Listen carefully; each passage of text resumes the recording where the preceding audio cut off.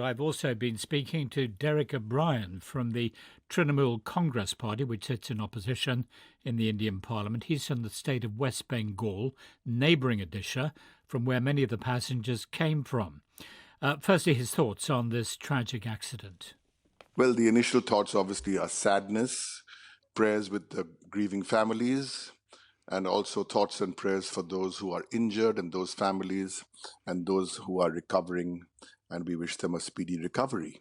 My chief minister was at the site consoling families and trying to get those injured back home. India is mourning. We are all sad, but India is also angry. It's been 48 hours, and I think some serious questions need to be answered. And we kind of saw this coming, because if you look at the track record of the Indian Railways from 2014, there were 20 deaths, and then 32 the following year, 150, 40. People have been dying every year. This was a monumental tragedy, I'm afraid, because the government run by Mr. Modi didn't prioritize safety. And in all this sadness, we want that to come out as a positive in all this sadness, that they have to prioritize safety. For God's sake, they have to. We cannot afford to lose lives like this, and somebody has to take responsibility. There's no use, suspending or sacking someone down the line. The minister and somebody in Modi's government, the railway minister, has to go. Not because the opposition is telling him to go, but because of his own conscience. Without in any way wanting to diminish the deaths that you have referred to, and indeed the latest fatalities, there are an enormous number of Indians who are carried every year on the country's railway system. Ought we not to get this into some sort of perspective? We carry so many passengers every day. Every day on the Indian railways is the size of the population of Sri Lanka. That's what it is on the railways. But the perspective is that if you want to improve infrastructure, well, go ahead and improve infrastructure. But when you're improving infrastructure, your first three priorities have to be: one, safety; two, safety; and three, safety. Let me give you some numbers. Nobody's saying don't have a bullet train.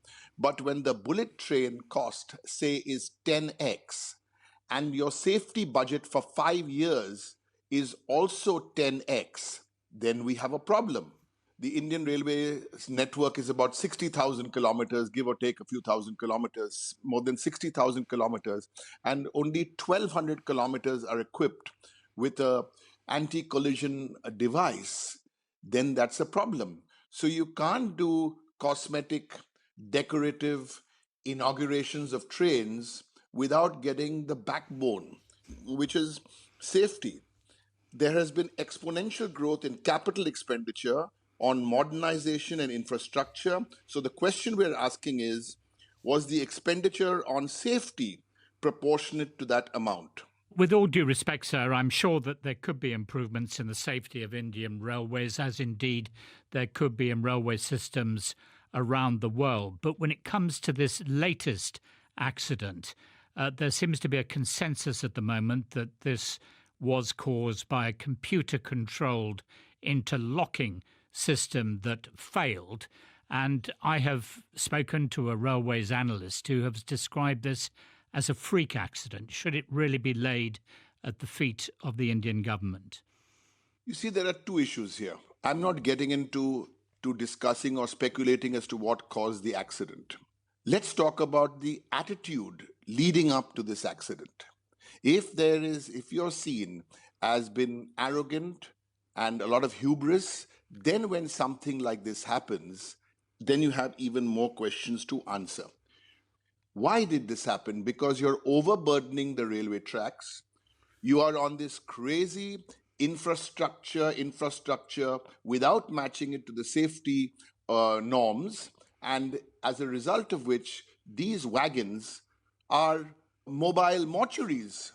They're mobile mortuaries. And this is not the time to do politics, and I'm not going to indulge in doing politics. The basic issue here is that passenger safety. Public relations and PR cannot be the priority over passenger safety. And the maintenance of the tracks, that's another issue. You have to have proper maintenance of the tracks. And the Comptroller Auditor General of India, they've come up with a report, and that report squarely places the responsibility on the government. For example, track inspections were done in 180 cases. It's required to be done 350 cases. So over 50% of compulsory track safety inspections were not done. Let's say an accident can always happen. We understand that. We're not some blabbermouthing opposition MP. None of us are. But where the problem lies, when you look back on an accident like this, did you do the SOP right? Did you do the standing operating procedure right? You know, the railway minister and the prime minister were marketing the anti-collision device. Why have only 1,200 kilometers been covered by the anti-collision device? At the beginning of this interview, you called for the resignation of the railway minister. Would that really help if, as you believe, there is an institutional failure to ensure the safety of passengers travelling on the Indian railway system? Good question. Unfortunately, many of the institutions in India have been, quote unquote, been personalized. If that was the case, why would the Prime Minister of India in the last 3 months hop and skip around the country doing 10 inaugurations? You see, when the going is good, then you want the cream. And when the going is tough, you have to stand up there and say, I am responsible to these 1,000 families. And I say 1,000 families because about 300 have died, but the trauma which the other 700 families are facing is something equally disheartening. Yes, we want a strong Indian railways. We are proud of the great legacy of the Indian railways. They have one of the largest workforces in the world. So if you follow the systems, if you follow the standard operating procedures, if you put money equally into safety and not only for stunts and short-term publicity, that's what is the road ahead. That was Derek O'Brien from the Trinamool Congress Party, which sits in opposition